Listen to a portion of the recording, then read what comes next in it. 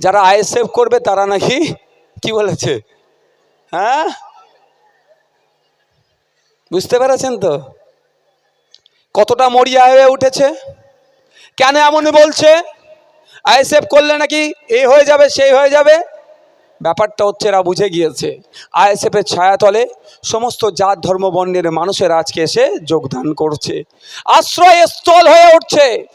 আইএসএফের এক বিধায়ক তথা সংযুক্ত মোর্চার এক বিধায়কই রাজ্যের আইনসভার মধ্যে যেভাবে প্রত্যেকটা সমাজের মানুষের কথা বলছে, এতে তৃণমূল ভয় পেয়ে গিয়েছে, এতে বিজেপি ভয় পাচ্ছে। কেউ আমাদেরকে আজকে ডেটে কে বলছে কার কাছ থেকে কত টাকা নিয়েছো, কি সেটিং করছো, তারা ভালো করে বুঝে নিয়েছে। একদিকে যেমন আইএসএফ মুসলিম সমাজের বঞ্চিত যারা হচ্ছে তাদের হয়ে আওয়াজ তুলছে, একদিকে আদিবাসীদের উপরে যে অত্যাচার হচ্ছে, তাদের জমি জঙ্গলের অধিকার কেড়ে নিচ্ছে, ব্যানার্জি তার দলের সাঙ্গপাঙ্গকে গুন্ডা মস্তানকে রাস্তায় নামিয়ে দিয়ে সেই দিনকের কথা আমরা ভুলছি না। কৃষকদের উপরে আক্রমণ করেছিল, আমাদের কর্মী সমাজদের উপরেও আক্রমণ করেছিল। তাই কৃষক বন্ধুদের উদ্দেশ্যে বলবো, তাই সময় এসেছে কৃষকদের পরিবারের উদ্দেশ্যে বলবো, এর যোগ্য জবাব আমরা বিজেপির বিরুদ্ধে যেমন দেব, তৃণমূলের বিরুদ্ধেও দেব।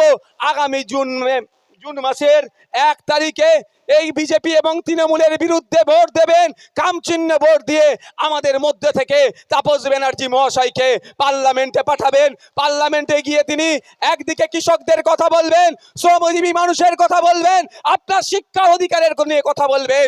আপনারা জানেন ন্যাশনাল এডুকেশন পলিসি 2020 নামে যে পলিসি নিয়ে এসেছে কেন্দ্র সরকার, বিদায়ী কেন্দ্র সরকার নিয়ে এসেছে, সেই পলিসি এমন জায়গায় দাঁড়াচ্ছে যার বাবার অর্থশালী, যার বাবা প্রভাবশালী, যার এক কথায় তাকে টাকা আছে, তার সন্তানরা পড়াশোনা করতে পারবে, আর আপনার আমার খেটে খাওয়া সমাজের ছেলে মেয়েদের সন্তানগুলোকে সেই অর্থে আর পড়াশোনা করার সুযোগ থাকবে না।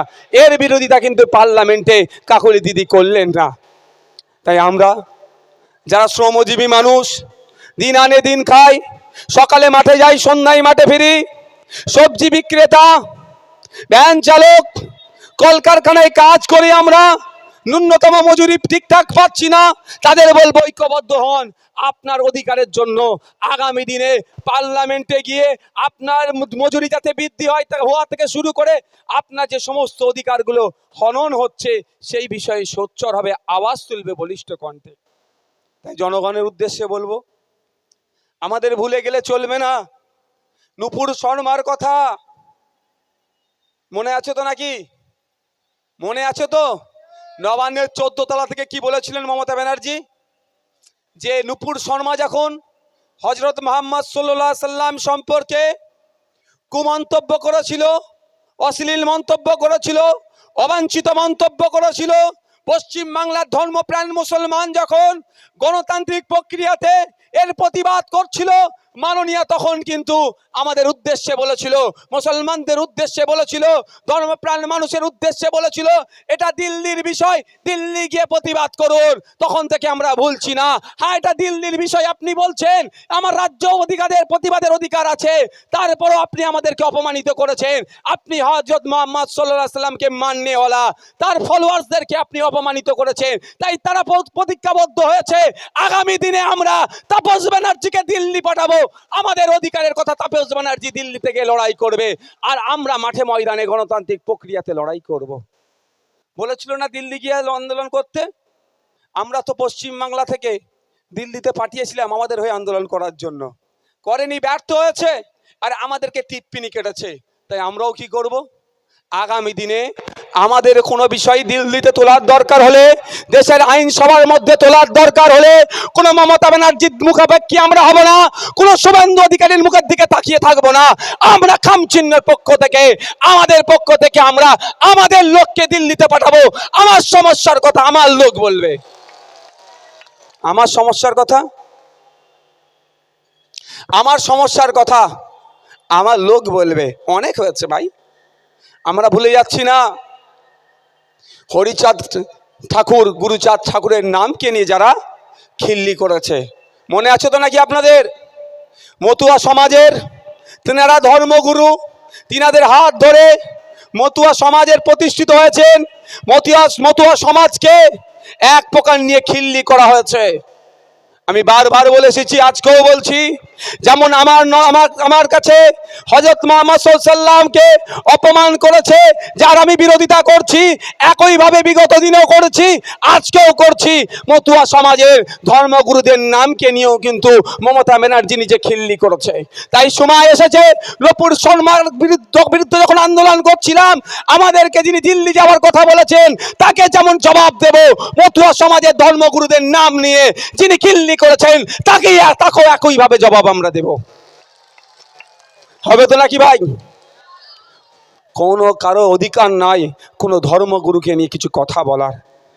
কয়েকদিন আগে দেখলাম, আমি শুধু অবাক হয়ে যাচ্ছি, 140 কোটি মানুষের তিনি জনপ্রতিনিধি। তিনি নির্দিষ্ট কোনো দলের জনপ্রতিনিধি নয়। তিনি যখন প্রধানমন্ত্রী হয়েছেন, নরেন্দ্র দামোদর দাস মোদী, তিনি সমস্ত ভারতীয় প্রধানমন্ত্রী। যে ভোট দেয়নি তারও প্রধানমন্ত্রী, যিনি ভোট দিয়েছেন তারও প্রধানমন্ত্রী। কিন্তু দুঃখের বিষয়, তাদের আপকি বার 400 বার তার মুখ থুবড়ে পড়বে। কি পশ্চিমবাংলা থেকে শুরু করে সারা দেশের নিরিখে বিজেপি এবারে ধরাশায়ী হবে, তিনারা বুঝতে পেরে গিয়েছেন।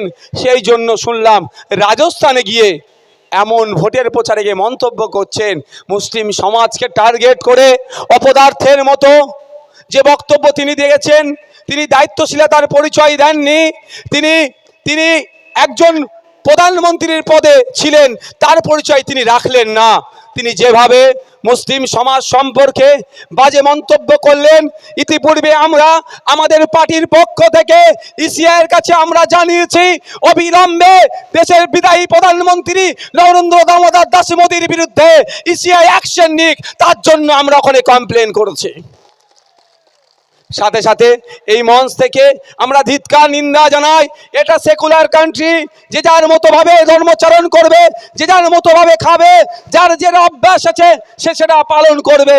কিন্তু দুঃখের বিষয়, বারবার যেভাবে ধর্মকে টার্গেট করে, বর্ণকে টার্গেট করে, জাতকে টার্গেট করে আক্রমণ করছে, তার ধিক্কার নিন্দা জানাচ্ছি। আপনাদের বলে রাখি, ভুলে গেলে চলবে না, এই ভোট আসছে, এই সময় বিভাজনের রাজনীতি করবে। অনেক প্রতিশ্রুতি দিয়েছে, সবই ব্যর্থ হয়েছে কেন্দ্রের বিজেপি সরকারের। এই সুকান্ত বাবুদের সরকার, এই দিলীপ বাবুদের সরকার, এই শুভেন্দু বাবুদের সরকার বছরে 15 লক্ষ করে, বছরে 2 কোটি চাকরি দেওয়ার কথা বলেছে। চাকরি তো দূরের কথা, দেশের ইতিহাসে সর্বোচ্চ বেকারত্বের দিকে আমরা এগিয়ে যাচ্ছি। যে বেকারত্বের সংখ্যা বাড়ছে, সেই বেকারত্বের মধ্যে 86% যুব সমাজ পড়ে যাচ্ছে। এরা সবেতে ব্যর্থ হয়েছে। এবার এরা ধর্ম খেলে নিজেদের অস্তিত্ব বাঁচিয়ে রাখার চেষ্টা করবে। আমি অনুরোধ করব সমস্ত শুভবুদ্ধি সম্পন্ন মানুষের কাছে, ভোট আসবে, ভোট যাবে, এই নেতাদের চক্করে আপনারা পড়বেন না। নেতারা ভোট নিয়ে নেতা হবে, এই নেতাদের জন্য বিভাজনের রাজনীতিতে কেউ ফাঁদে পা দেবেন না। প্রত্যেকে এই বিভাজনের রাজনীতিকে আপনারা পরাস্ত করুন। জাতের নামে যারা ভোট চাইবে তাদেরকে আপনারা ইগনোর করুন, ধর্মের নামে যারা ভোট চাইবে তাদেরকে পরাস্ত করুন, এদেরকে জনবিচ্ছিন্ন করুন। হবে তো নাকি ভাই? হবে তো নাকি? যারা জাতের নামে ভোট দিয়েছে, সেই জাত সব থেকে বেশি ক্ষতিগ্রস্ত হয়েছে। 2011 সালের আগে মমতা ব্যানার্জি এই রাজারহাট, নিউ টাউন, এই ভাঙড় টাঙড় থেকে শুরু করে কি বলতো, যে সাচার কমিটির সুপারিশগুলো দেখিয়ে কি বলতো, এই মুসলমান খাতরে মে হ্যাঁ। ওখানে ওরা কি করছে? যারা দায়িত্বশীলেরা আছে ওপরে বসুন, নাহলে সরে যান। এখানে তোমরা কি করছো ভাই? ব্যাচ পড়ে ওখানে জোপড়ে এসে বসো না। গল্প করার হলে ঘরে যে গল্প করুন। 2011 সালের আগে মমতা ব্যানার্জি কি বলেছিল? মুসলিম খাতরে মে হ্যাঁ, তাই তো নাকি?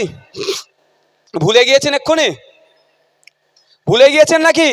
সাচার কমিটির রিপোর্টটাকে দেখিয়ে কি বলেছিল? এই দেখো মুসলমানদের শিক্ষায় কি অবস্থা, স্বাস্থ্যে কি অবস্থা, কর্মসংস্থানে কি অবস্থা, উচ্চশিক্ষায় এরা কোন জায়গায় গিয়েছে, এগুলো সব বলতো তো নাকি? ওয়াক্ফ প্রপার্টি উদ্ধার হয়ে যাবে, অনেক ভালো ভালো কথা শুনিয়েছিল। মুসলমানরা ভেবেছিল এবার মুসলমানদেরকে এবার হয়তো কেউ উদ্ধার করবে। উদ্ধার তো দূরের কথা, আমি আপনাদের বলে যাচ্ছি, তথ্য দিয়ে বলছি, এই পশ্চিমবাংলাতে 2011 সালে যে সরকারি চাকরি ছিল, তখন প্রায় 100 জন সরকারি চাকরি করলে তার মধ্যে মুসলিমদের পার্সেন্টেজ ছিল 4 জন। দেখুন 2013 বছর সরকার চলছে, এত উদ্ধার করেছে, উদ্ধার করার নামে একটু তথ্য তুলে দেখতে পাবেন, এখন 100 জন চাকরি করলে সেখানে মুসলিম একজনকেও সেই অর্থে খুঁজে পাওয়া যাচ্ছে না। কিন্তু মুসলমানকে উদ্ধার করতে এসেছিল, ধর্মের নামে ভোট চেয়েছিল। আমরা কি ভেবেছিলাম এবার হয়তো আমাদেরকে কেউ বিপদ মুক্ত করবে, ভোট ঢালাও দিয়ে দিলাম। শিক্ষা প্রতিষ্ঠান একটু আপনাদের প্রাইমারি স্কুলগুলোতে গিয়ে দেখবেন, যদিও এখন গরমের ছুটি পড়েছে, এই ছুটি দিয়ে অনেক কন্ট্রোভার্সি আছে। এরকম ছুটি দিলে সমস্যার সমাধান হয় না, ছুটি দিলে গরমের সমস্যার সমাধান হয় না, বাচ্চাগুলোর ভবিষ্যৎ খারাপ করছে। এই শুধু ছুটি যা পরবর্তী সময় আসলে বলবো, সুযোগ আপনারা আমাদের কাজের সুযোগ দেন, আমরা পলিসি দেখাবো।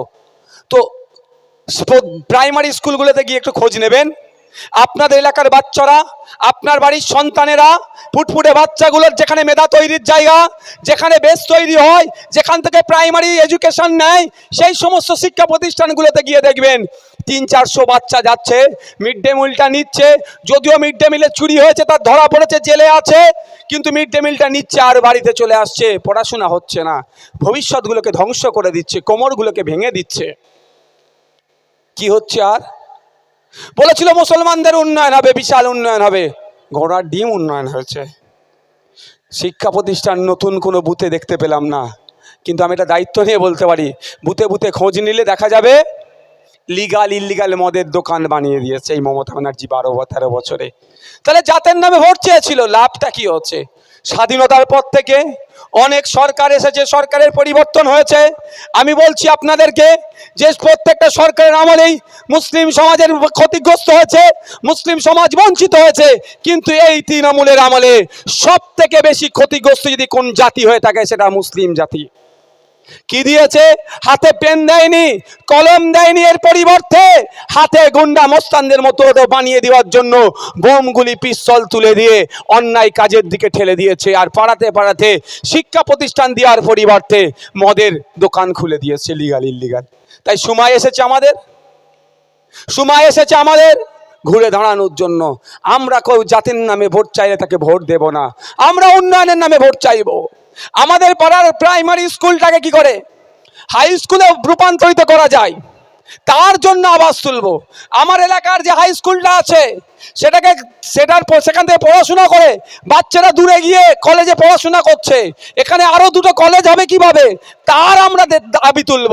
আমার এলাকার যে স্বাস্থ্য কেন্দ্রটা আছে সেখানে সরকারি পরিষেবা ঠিকঠাক পাওয়া যাচ্ছে না, বেসরকারি স্বাস্থ্য কেন্দ্রে গিয়ে সব পরিষেবা নিতে হচ্ছে অর্থ খরচ করে, তার বিরুদ্ধে আওয়াজ তুলব। আমাদের স্বাস্থ্য কেন্দ্রটাতে গিয়ে আমরা বিনা পয়সায় যাতে ট্রিটমেন্ট পাই তার আওয়াজ আমরা তুলব। হবে তো নাকি ভাই? কেউ যদি বলে মুসলমানকে বাঁচাতে এসছে, একদম ভোট নয়। 2011 সালে মুসলমানদের বাঁচাতে এসেছিল, মুসলমান এখন কোন জায়গায় গিয়েছে বুঝতে পেরেছেন তো? ঠিক চলে আসুন, একটু এগিয়ে যাই দিল্লির দিকে। বিজেপির বলেছিল 2014 সালের আগে হিন্দু খাতরে মে হ্যায়, হিন্দু খাতরে মে হ্যায়।